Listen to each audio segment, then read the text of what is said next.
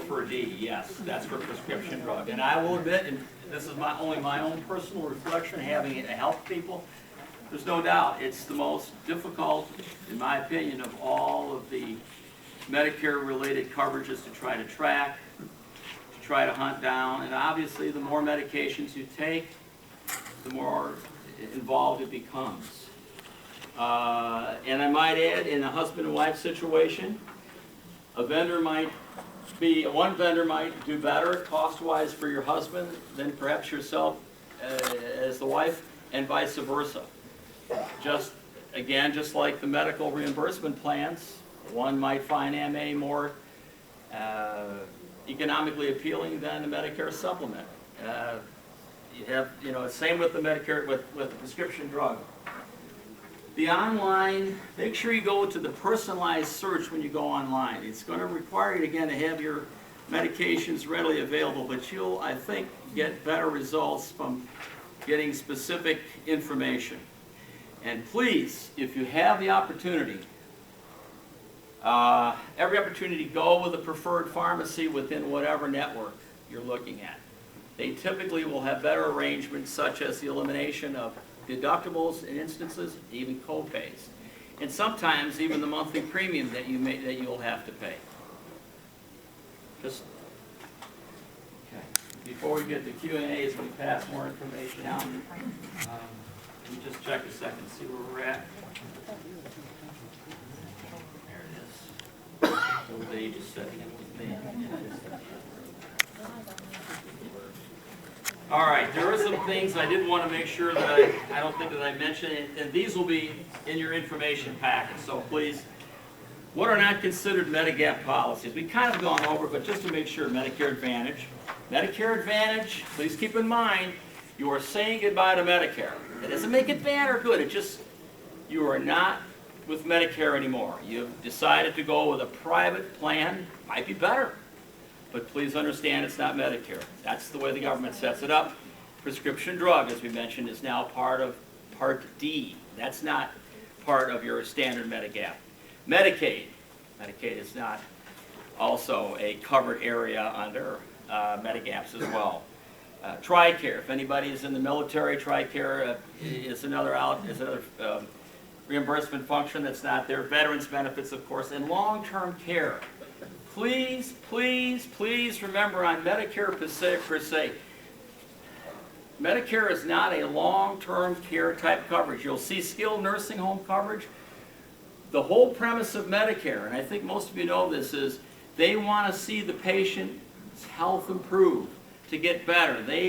Once a patient is malingering for too long, you're going to have coverages care-wise. So long-term care is separate. That's, as you know, needs for dressing, continence, eating, et cetera, et cetera. This is not, Medicare is not a policy for that type of reimbursement, and so neither are the Medigaps. And that's what's important too. Except for travel, for the most part, if Medicare doesn't pay, the Medigap isn't going to pay. Because what's it doing? It's supplementing what Medicare pays. So if Medicare is not there, the Medigap plan is not going to be there either. So that's another thing you should be aware of. What do they cover? They, of course, cover Medicare Part A, coinsurance, hospital costs, up to an additional 365 days. They cover our Part B expenses. The first 3 pints of blood, if you need blood, they cover that. And they cover Part A hospice care as well. And that includes with skilled nursing facility, et cetera, et cetera. You'll be able to read these in the handout. There are other instances, well, let me put it this way. There are some variations under the Medigap plans that are a little bit different. For example, Blue Cross Blue Shield will offer what's called a our Medigap Select plan. The only one in this area that I know that offers it. It's like this: if you go to certain hospitals, and it's a fairly long list, and you can get this from Blue Cross, or we'll give it to you if you have a chance to meet with me or whomever, if you so desire. If you go to these certain hospitals in the area for your voluntary care, we're not talking about an emergency or an urgent care type arrangement, then the plan will pick up your Part A deductible, as it does under regular Plan F. If you don't, then you're responsible for your Part A deductible, which again for 2014 is $1,216. That's why they call it Select. Most of the hospitals in this area, I believe, are in there. I don't think Northwest Community is. Northwest Community Health Group is, but I don't think Northwest Community Hospital is. But you can get that from Blue Cross Blue Shield online. But Medicare Select is another variation in their portfolio. Another variation, you'd say, why would I buy that? Well, is high deductible Plan F. Has anybody here heard of the high deductible Plan F? Mm-hmm. Yep.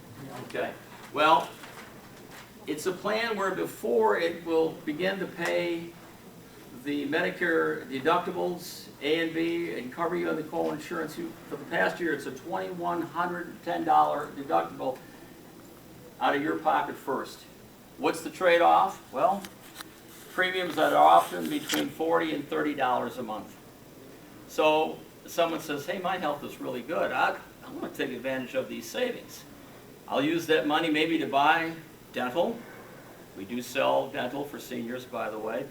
Or maybe if they're in a position that they need a few more bucks for long-term care, that savings can be applied in that direction or whatever.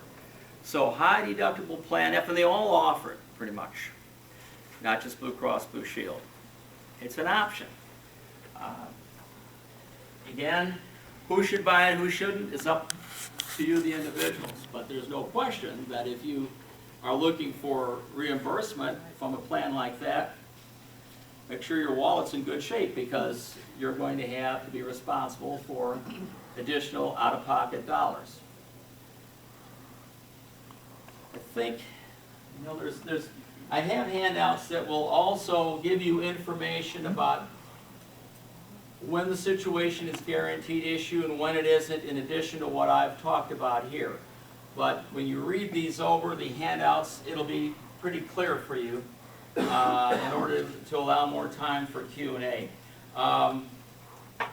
With some of this, you'll also see, God bless you, if some of these higher amounts apply to you, Lord have, that's wonderful. But with Part B costs, and of course, you know, your Part B costs will continue to come out, I assume, out of your Social Security check, if you're eligible for Social Security. I know some of you might not be.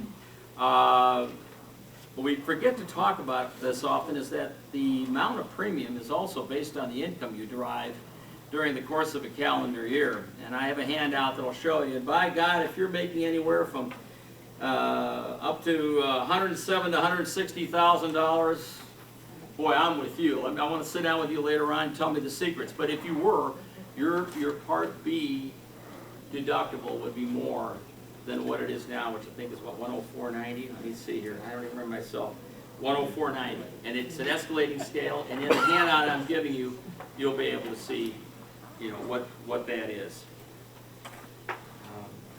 I think for the most part, that covers a good deal of these plans. The important thing is that they're very readily available.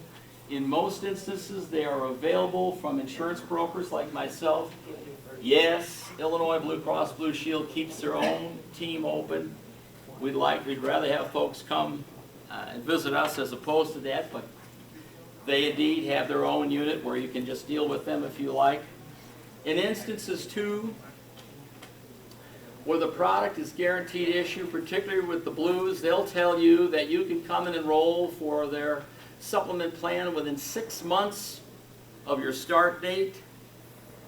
That's up to you. They won't take any money out. They won't bill you until they begin the coverage. Why? Because pre-existing condition is not a factor. Those that underwrite or who may underwrite but are going to be less expensive will probably want you to wait until maybe a month, maybe 2 at the most, before you're going to begin your coverage needs and then enroll with them.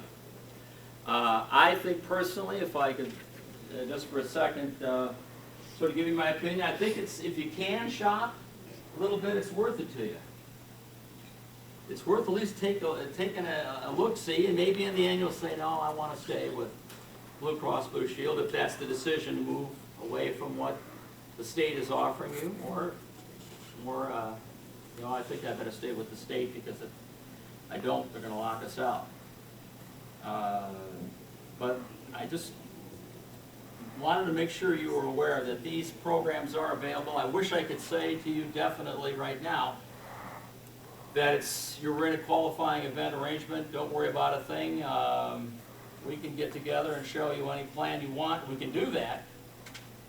I just don't know if they'll, you know, be available to you guaranteed. What I'd like to do, you're under no obligation, but I'll be honest with you, if you would like to get together, and that's up to you, if you want to fill this out, I'm asking if you would print your name, just your phone number and your email. If you would print, I'll move these along.